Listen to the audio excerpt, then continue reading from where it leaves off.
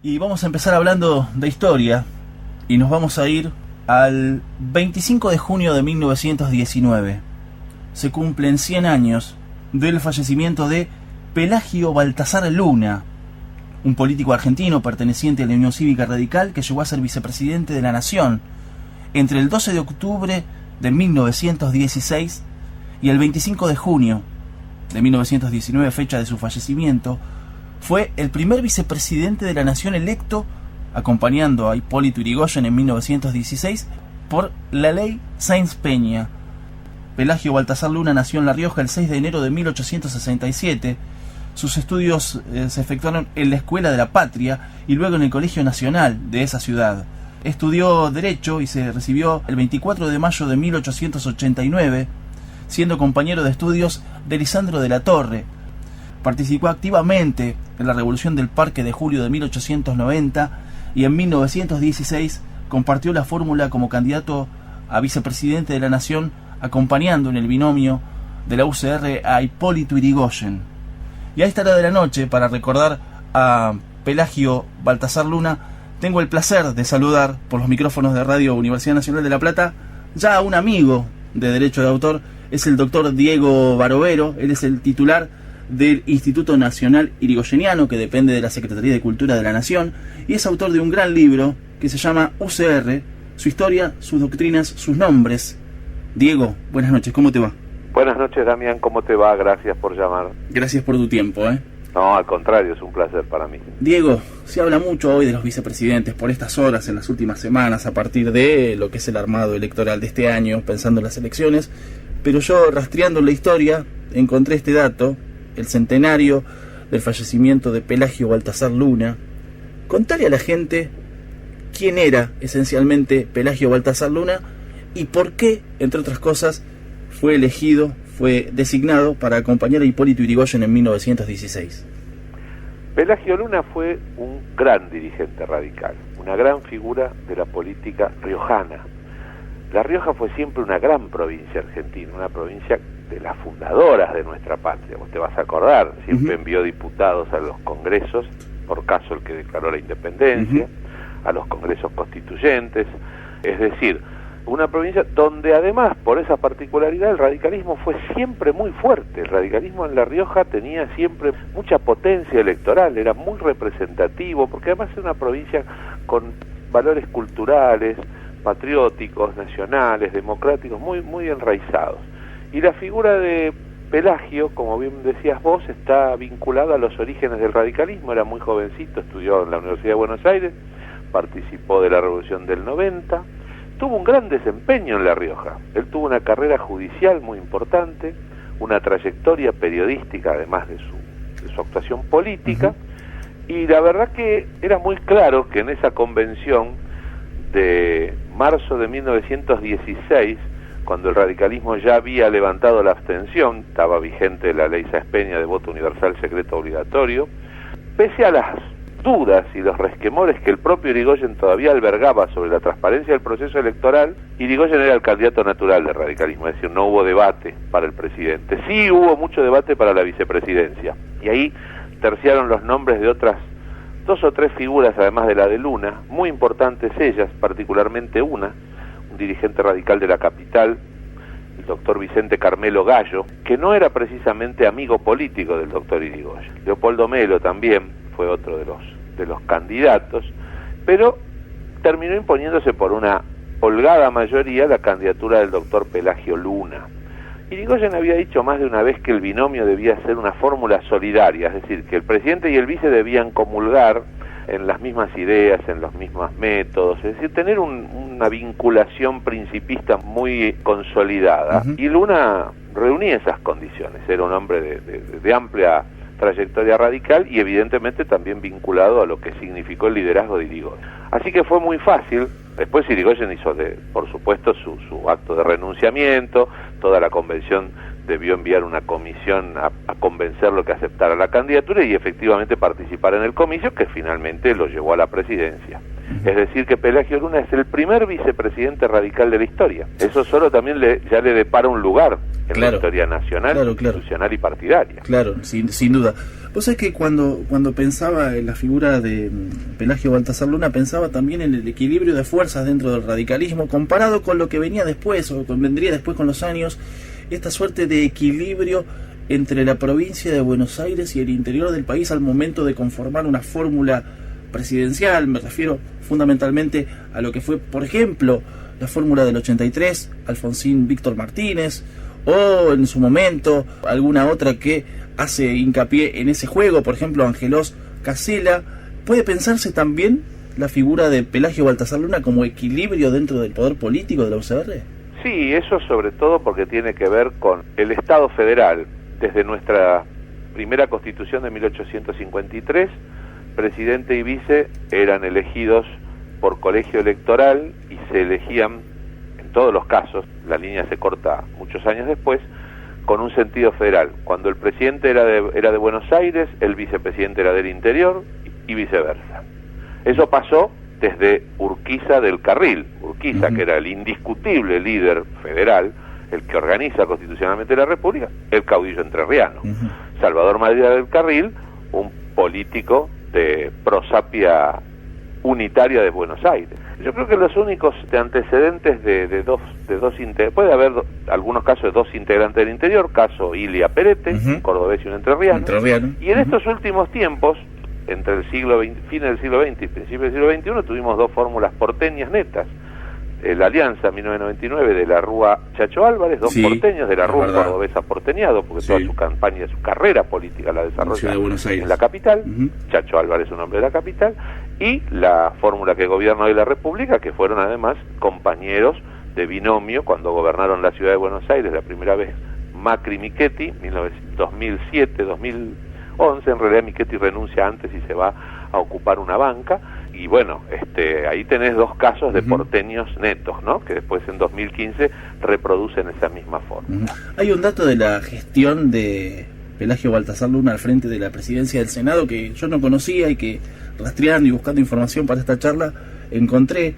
Durante su mandato se creó la Biblioteca del Congreso de la Nación. Exactamente.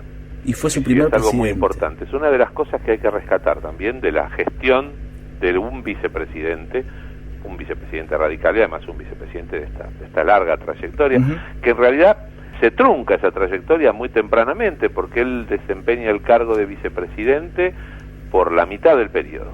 Es decir, que Irigoyen se queda sin vicepresidente a la mitad de su primer mandato. Como no se cubrió esa vacancia, Irigoyen pierde ese vicepresidente en el ejercicio, un vicepresidente con el que también tuvo sus cuestiones, porque era difícil seguir la línea de Irigoyen, porque Irigoyen era muy principista. Él tuvo gente muy solidaria con él en la política, muchos amigos con los cuales a través del tiempo se distancia, no en lo personal, sino en lo político. Bueno, con Pelagio Luna daría la impresión que no hubo un distanciamiento personal, sino más bien político.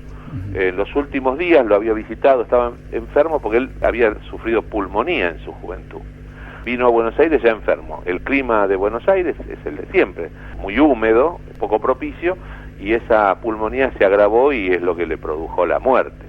Igual Pelagio Luna fue un vicepresidente muy leal con Irigoyen, tuvo alguna vez alguna conversación con personajes del conservadorismo que intentaron sumarlo a una iniciativa de hacerle juicio político a don Hipólito y desplazarlo de la presidencia para que él asumiera, y Pelagio Luna le contó la anécdota de Irigoyen como para que supiera que él había sido tentado con esa aventura institucional a la que él, por supuesto, como hombre de honor que era, la había rechazado. Te quiero preguntar por algo. ¿Cómo era hacer política en ese momento sin vicepresidente? Cosa que después iba a pasar con Menem, ¿no? Digo, por otra razón, claro, con Duhalde e incluso con Rucauf. Pero digo, ¿cómo era empezar a vivir en democracia con voto electo de la ciudadanía y quedarse sin vicepresidente? ¿Cómo era visto eso por la sociedad?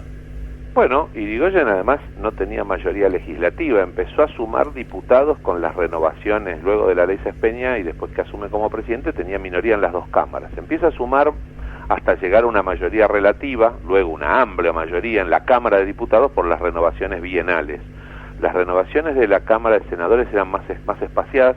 Recordemos que en esa Constitución el mandato de senador era de 9 años y los elegía indirectamente, no el pueblo, sino la legislatura de cada provincia. En la capital votaba un colegio electoral convocado al efecto. Los senadores de la capital los renovó más rápidamente Irigoyen, en el sentido que incorporó senadores radicales. Por las provincias era más difícil. O sea que Irigoyen llega al final de su segundo mandato, en 1930, con minoría en el Senado. Nunca tuvo mayoría en el Senado. Porque incluso cuando pudo tenerlo, el radicalismo se dividió entre personalistas y antipersonalistas, quienes estaban con Irigoyen y quienes estaban en contra, respectivamente. Y entonces sería difícil, estimo yo que Irigoyen tuvo muchas iniciativas parlamentarias, es muy linda la obra parlamentaria de la presidencia de Irigoyen, muy atractiva, muy renovadora, plantea cosas que después tuvieron vigencia 20, 30, 40 años más tarde alcanzaron su aprobación parlamentaria, pero él se anticipó en mucho a esto, en mucho. Y no tener el vicepresidente sin duda lo dejó en una situación de debilidad parlamentaria. El Senado sí era el último resquicio de la resistencia conservadora y fue tal vez el mayor obstáculo que él tuvo en su primera presidencia fundamentalmente. Es decir, que muchas iniciativas legales no recibieron el beneplácito del Senado y él no tenía un vicepresidente que pudiese trabajar para el proyecto de gobierno. Lo tuvo la mitad del mandato, en minoría, y después se quedó sin el vicepresidente. Con lo cual debe haber sido complejo. La política entonces era muy diferente a la de ahora. Hoy hay medios que en ese entonces no había. Otro dato a tener en cuenta, el teléfono tampoco era de uso generalizado. El mismo Irigoyen, siendo presidente de la República, no tenía teléfono en su domicilio particular, con lo cual las tratativas siempre pasaban de ser, a lo mejor a través de misivas, de epistolares, y si no personalmente. Más de una vez Irigoyen ha tenido que hablar con líderes opositores para conseguir algún tipo de consenso para algunas normas. Irigoyen era muy dado a la conversación mano a mano, eso lo sabemos, lo hemos hablado muchas veces, con lo cual sabemos que Irigoyen no le costaba conversar, no era un hombre refractario al diálogo. Sí tenía principios muy claros, muy categóricos, por eso se ganó el mote de ser muy intransigente, porque consideraba que había principios y valores que no eran negociables. En ese sentido, creo que él también hizo una gran enseñanza doctrinaria, pero yo creo que también eso le debe haber traído algún inconveniente en el tratamiento legislativo. Diego, te hago dos últimas preguntas y te libero en esta noche de sábado, te agradezco tu tiempo. Buscando también información sobre Pelagio Baltasar Luna, encontré que Félix Luna es su sobrino. Sobrino nieto, sí. Sobrino nieto. Bueno, yo hablé bastante con don Félix. Yo ahora cuando hablo de él digo Falucho, jamás en vida le dije Falucho a él, siempre le dije, a lo sumo le dije Félix alguna vez, si no era doctor Luna. Doctor para mí, Luna. Tratábamos de usted, él me trataba de usted a mí también. Habíamos hecho los últimos 20 años de su vida, hicimos una linda amistad. ¿Te contó algo de eso? Contaba bastante. Él estaba muy orgulloso de su prosapia radical riojana, era sobrino nieto, era un familión el de Pelagio Luna. Pelagio Luna tenía 14 hermanos, o sea que uno de esos hermanos era el abuelo de Falucho. Y Falucho mismo fue hijo de un gran dirigente radical que se llamaba Carlos Luna Valdés. Fue candidato, si mal no recuerdo, en las elecciones de la Unión Democrática contra el peronismo recién naciente en 24 de febrero de 1946. Tendría que revisar los datos muy precisos. Yo creo que en esa elección, si no fue candidato a gobernador, fue candidato a vicegobernador el padre de Falucho. Falucho fue muy radical. Y tenía un gran recuerdo de Pelagio. Hablamos algunas veces y por ahí en la red se encuentra un reportaje donde cuenta algunas intimidades políticas respecto de nunca escribió sobre el tío abuelo, es cierto. Pero sí habló sobre el tío abuelo. No escribió ni un opúsculo. Yo no recuerdo una nota en Todo es Historia escrita por él sobre Pelagio, pero yo recuerdo sí que tenía un recuerdo muy honrado por él. Y después Falucho militó mucho en la Juventud Radical, fue en su momento presidente de una de las primeras organizaciones juveniles del radicalismo en la época del peronismo, y militó también en la UCRI con Frondizi. Te hago la última, ahora sí. Venimos hablando de Pelagio Luna, primer vicepresidente electo por el voto popular en 1916, acompañando a Hipólito Yrigoyen, y te quiero traer al presente para preguntarte cómo te cae a vos, cómo analizás desde el punto de vista historiográfico lo que significa esto de un armado electoral como es el del Frente Cambiemos, donde confluye la Unión Cívica Radical y que tiene como candidato a vicepresidente de la Nación a un hombre del justicialismo. ¿Cómo lo mirás? ¿Cómo crees que va a ser pensado esto con los años? Bueno, yo creo que es evidente que en el siglo XXI se han reconfigurado las corrientes políticas.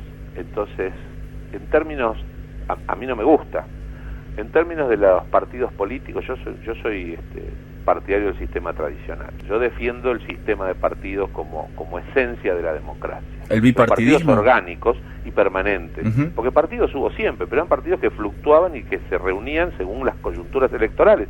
Algo que se parece mucho a lo que está pasando ahora.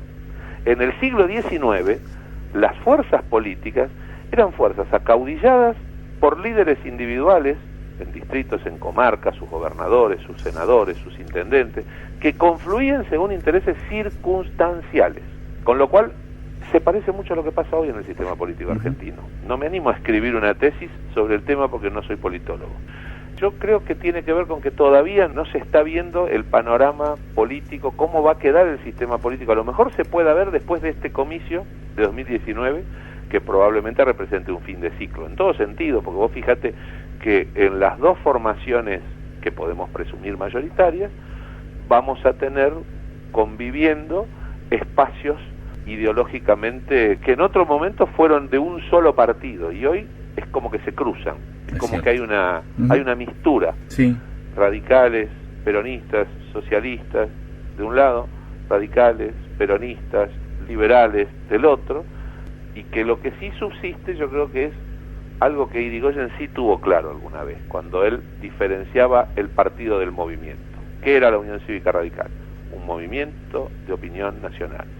Y el radicalismo, el partido, Unión Cívica Radical, era la herramienta electoral. Yo le agregaría a eso, el radicalismo es una cultura política. Todavía el radicalismo puede tener resultados electorales desfavorables o favorables, pero la cultura política radical, como la cultura política peronista, están más vigentes que nunca, porque tiene que ver con valores que trascienden los tiempos, las personas, las épocas y las modas. Déjame que me reivindique, ya que me decís historiador, me reivindico. El que fue senador, presidente del Senado en tiempo de Hipólito Yrigoyen, y que en los hechos funcionó como vicepresidente, porque era el titular del Senado, uh-huh. Fue el conservador mendocino, Partido Demócrata, los conocidos gansos de los Mendoza, gansos mendocinos. Benito Villanueva, que tuvo una muy importante función presidiendo el Senado y que además nunca fue obstáculo para Irigoyen. Es más, se tenía mucho respeto recíprocamente. Lo que creo que lo que no tendría era la intimidad para que Irigoyen le pidiera, hoy diríamos, operar una ley. Exacto. Pero evidentemente cumplió institucionalmente ese rol a la perfección. Diego, te agradezco muchísimo tu tiempo y esta posibilidad de dialogar. Siempre leo tus opiniones, tus reflexiones, siempre atento a cada llamado acá desde la ciudad de La Plata. Un placer charlar con vos como siempre. Gracias. No, el gran gusto es mío y te ratifico la amistad. Gracias. Estoy a buenas tu noches. disposición siempre. Te mando un gran abrazo. Un abrazo. Damián, Gracias. Escuchábamos al doctor Diego Barovero. Él es abogado, es historiador, es el titular del Instituto Nacional Irigoyeniano, que depende de la Secretaría de Cultura de la Nación. Es autor de este gran libro que se llama UCR, su historia, sus doctrinas, sus nombres. Y así pasaba recordando el centenario del fallecimiento de Pelagio Baltasar Luna. Fue vicepresidente de la Nación entre 1916 y 1919. Falleció el 25 de junio de ese año y así lo recordábamos. Derecho de autor. Periodismo con propiedad intelectual.